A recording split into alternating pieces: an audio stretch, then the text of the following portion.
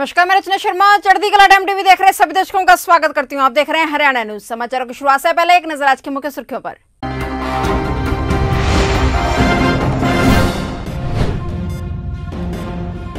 हरियाणा में 24 घंटे में 12,444 नए केस, 95 लोगों की 24 घंटे में हुई मौत।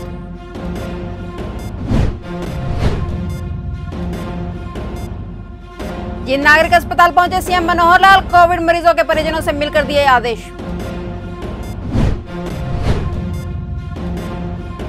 भिवानी में धारा 144 के बावजूद किसान महापंचायत में पहुंचे किसान नेता राकेश टिकैत।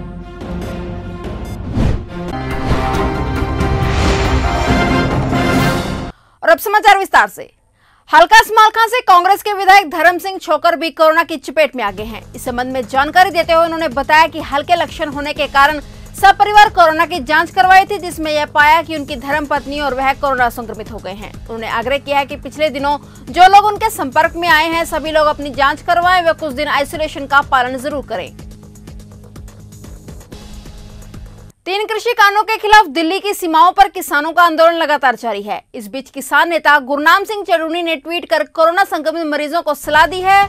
किसान नेता गुरनाम चढ़ूनी ने कोरोना संक्रमित मरीजों को सलाह और उनके परिजनों को नसीहत देते हुए कहा है कि जिन्हें हॉस्पिटल में बेड या ऑक्सीजन ना मिले वो अपने एमएलए और एमपी के घर जाकर डेरा डाल लें। बता दें कि कुछ दिन पहले भारतीय किसान यूनियन के नेता गुरनाम सिंह चढ़ूनी ने कहा था कि प्रदर्शन कर रहे किसानों को अपनी जांच करवाने का या टीका लगवाने के लिए मजबूर नहीं किया जाना चाहिए। अगर स्वास्थ्य कर्मी उनके साथ जोर जबरदस्ती करने की कोशिश करेंगे तो उन्हें प्रदर्शन स्थल पर प्रवेश करने नहीं दिया जाएगा। हरियाणा में कोरोना ने रफ्तार पकड़ ली है। पिछले 24 घंटे में 12,444 नए कोरोना के केस सामने आए हैं। ये अब तक के सबसे ज्यादा मामले हैं। हरियाणा में 24 घंटे में सबसे ज्यादा मौतें 95 मौतें हुई हैं। हालांकि इस अवधि में 7,618 मरीजों को डिस्चार्ज किया गया है।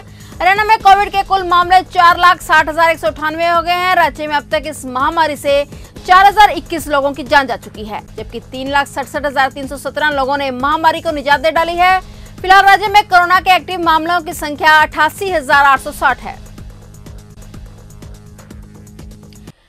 सीएम मनोहर लाल खट्टर ने गुरुवार को जींद के नागरिक अस्पताल का दौरा किया। यहां कोरोना संक्रमितों के लिए बेड से लेकर ऑक्सीजन की सुविधा को लेकर जानकारी ली।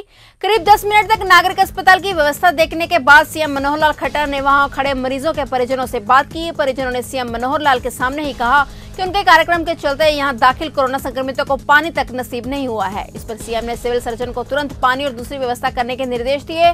सुबह करीब 12 बजे सीएम मनोहर लाल खट्टर जींद की पुलिस लाइन में हेलीकॉप्टर से पहुंचे। पुलिस लाइन से सीधे लोक निर्माण विभाग के विश्राम गृह में पहुंचे और यहां जिले में कोरोना के हालातों को लेकर अधिकारियों के साथ बैठक की। 1 घंटे की बैठक के बाद सीएम अस्पताल पहुंचे। यहां नई बिल्डिंग में बने ब्लड बैंक का दौरा किया और कोविड वार्ड में कितने मरीज दाखिल हैं, उनके लिए किस तरह की व्यवस्था की गई है, इसे लेकर जानकारी जुटाई। हरियाणा के भिवानी में गुरुवार को प्रेमनगर से मेडिकल कॉलेज शिफ्ट करने और 3 कृषि कानूनों के विरोध में किसान महापंचायत का आयोजन किया गया। इस महापंचायत में सैकड़ों किसान पहुंचे। भाकयू के राष्ट्रीय प्रवक्ता राकेश टिकैत पंचायत में मुख्य वक्ता के रूप में शामिल हुए। वहीं भाकयू नेता गुरनाम सिंह चढ़ूनी महापंचायत में पहुंच चुके थे। काफी संख्या में महिलाएं भी पंचायत में शामिल होने के लिए पहुंची हुई थी। पंचायत में पहुंचने वाले लोगों का तापमान मापा जा रहा था और मास्क वितरित किए जा रहे थे।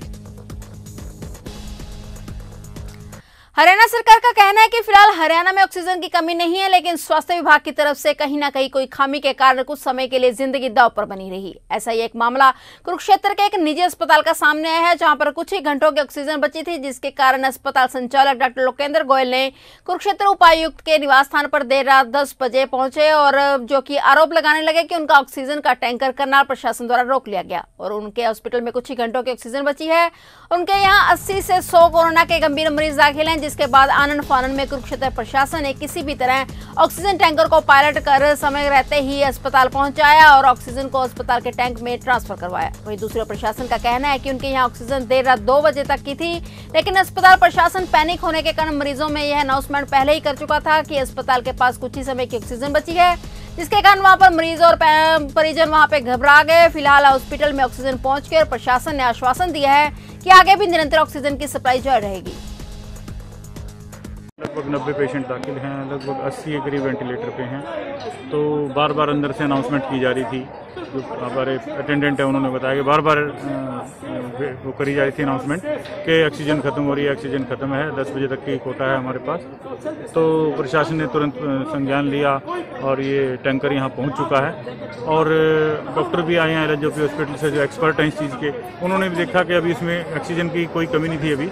अभी टाइम था उसमें, ऑक्सीजन के लगभग 2 बजे तक का कोटा था उनके अनुसार, देखने के अनुसार। लेकिन उन्हें लोगों को कुछ कैसे गाइड किया, किस प्रकार से किया या डर में किया भी कभी खत्म ना हो जाए, कोई समस्या न आ जाए, इसलिए ऐसा हुआ।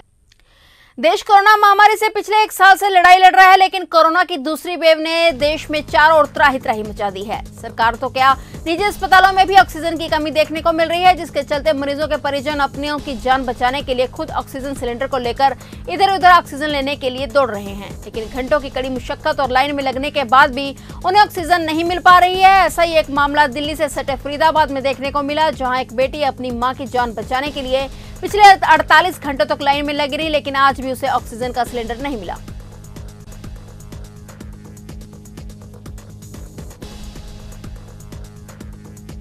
मेरी मम्मा हॉस्पिटल में एडमिट है, 40,000 रुपये पर डे बेड ले रहे हैं वो लोग, और ऑक्सीजन नहीं दे रहे। पिछले 48 घंटे में उन्होंने एक सिलेंडर मुझे नहीं दिया है अभी तक, और मेरी मम्मी का फ्लो 15 लीटर पे चल रहा है। कौन सा हॉस्पिटल है? और पवन हॉस्पिटल है, सेक्टर 56 सेक्टर में, फरीदाबाद। ऑक्सीजन लेने पहुंचे हैं, क्या रेट ऑक्सीजन मिल रही है, क्या दिक्कत है आपको यहाँ देखनी पड़ रही है? मेरे को कोई दिक्कत नहीं दिख रही भैया, मेरे को बहुत सपोर्ट मिल रहा है यहाँ से। मेरे को अपने हॉस्पिटल से कोई सपोर्ट नहीं मिल रहा। मैं अपनी मम्मी का हॉस्पिटल चेंज करवाने की सोच रही हूँ। अगर बात की जाए तो हॉस्पिटल में ऑक्सीजन पहुँच रही है, क्या आपको वहाँ ऑक्सीजन नहीं मिल रही? बिल्कुल भी नहीं मिल रही है, बिल्कुल नहीं मिल रही है। मैं बोल रही हूँ, मेरे को 48 घंटे में एक सिलेंडर नहीं दिया है। मैं ही दिन रात जग के, मैं पूरे 48 घंटे में सिर्फ और सिर्फ 1 घंटा सोई हूँ, सिर्फ सिलेंडर के पीछे, क्योंकि मेरी इंतजार देख रहे हैं ऑक्सीजन के लिए। भैया मेरे को तो बहुत सपोर्ट मिल रहा है इन लोगों से, जो भी मैं कर पा रही हूँ ये लोग करवा पा रहे हैं हेल्प। 1, 2, 3 घंटे में नंबर आ जाता है, क्योंकि देखो औरों की भी लाइन है, उनको भी देंगे, सबके घर में इमरजेंसी है, बट बहुत हेल्प कर रहे हैं। देश में कोविड-19 संक्रमण की भयावह स्थिति से निपटने के लिए भारतीय रेल मंत्रालय ने कड़ी कवायद शुरू कर दी है। देश में अचानक ऑक्सीजन को लेकर मचे हाहाकार को देखते हुए भारतीय रेल मंत्रालय ने ऑक्सीजन एक्सप्रेस के जरिए अब तक उत्तर प्रदेश, महाराष्ट्र, दिल्ली और मध्य प्रदेश में तकरीबन 510 मीट्रिक टन ऑक्सीजन पहुंचाई है। फिलहाल वर्तमान समय में हरियाणा को पहले ऑक्सीजन एक्सप्रेस का इंतजार है। इसके लिए रेल मंत्रालय ने 5 खाली कंटेनर फरीदाबाद से राउरकेला के लिए रवाना कर दिए हैं। भारतीय रेल की देश के विभिन्न हिस्सों में तरल चिकित्सा ऑक्सीजन पहुंचाने की यात्रा फिलहाल जारी है। फिलहाल हरियाणा न्यूज में इतना ही। तब तक के लिए देखते रहिए चढ़ती कला टाइम टीवी और मुझे दीजिए इजाजत। धन्यवाद।